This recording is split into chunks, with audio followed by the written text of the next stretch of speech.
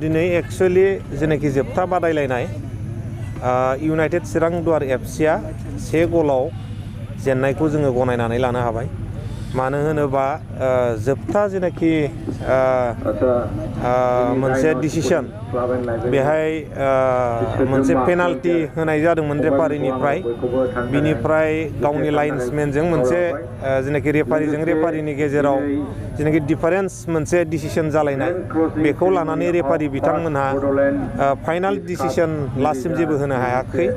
दा बिनि थाखायनो जिहेतु इउनाइटेड चिरां दुवार एफसिआ जों अर्गेनाइजिं कमिटिनिनो मोनसे क्लाब, दा बिनि थाखायनो बयनिबो गोजोननि हास्थायनानै जोङो रेफारि बिथांमोनहा जिहेतु जेबो मोनसे डिसिसनखौनो होनो हायाखिसै, बिनि थाखायनो जोङो गोसो गोरबोजों जोङो जेननायखौनो जोङो आजावनानै लादों, जाहाथे रावबो बाहाय गोरोन्थि सानलायलायनो नाङा।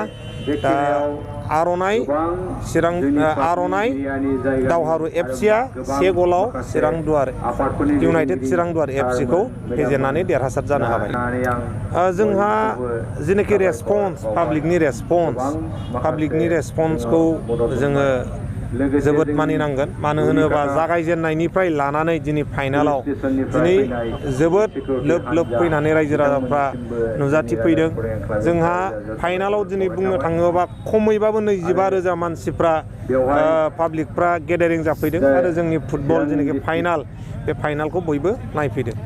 देरहानाय आरो जेननाय हान्जानो मा हरनाय जादों? देरहानाय हान्जानो जोङो नोगोद 1 लाख रां हरनाय जादों आरो जेननाय हान्जानो जेनाखि रानार्स आप बिथांमोननो जोङो 50,000 रां, नोगोद 50,000 रां हरनाय जादों। आरो जायनाखि बेस्ट प्लेयार बिथांनो 10,000 आरो जायनाखि टप स्करार बिथांनो जोङो 5,000 खरि हरनाय जादों।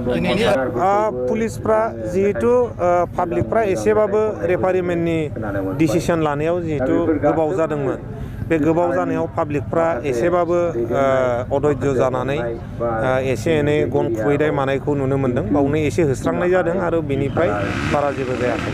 बिथांमोनहा दिनै जेनाखि लैहोर फैनानै नैबे जोलुर बादायलायनायखौ नायफैदों, बिनिफ्रायनो जोङो मोनसे मेसेज होनो हायो कि जोंनि यां जेनेरेसनखौ गेलेनायनि गेजेरजों जोङो गोजौ थाखोसिम लांनो हायो। बिथांमोननि केरियार दानायनि, बिथांमोननि हेल्थनि जौगानायनि आरो ससाइटिखौ जोङो मोजां दानायनि मोनसे बिदिन्थि होननानै जोङो बुंनो हायो।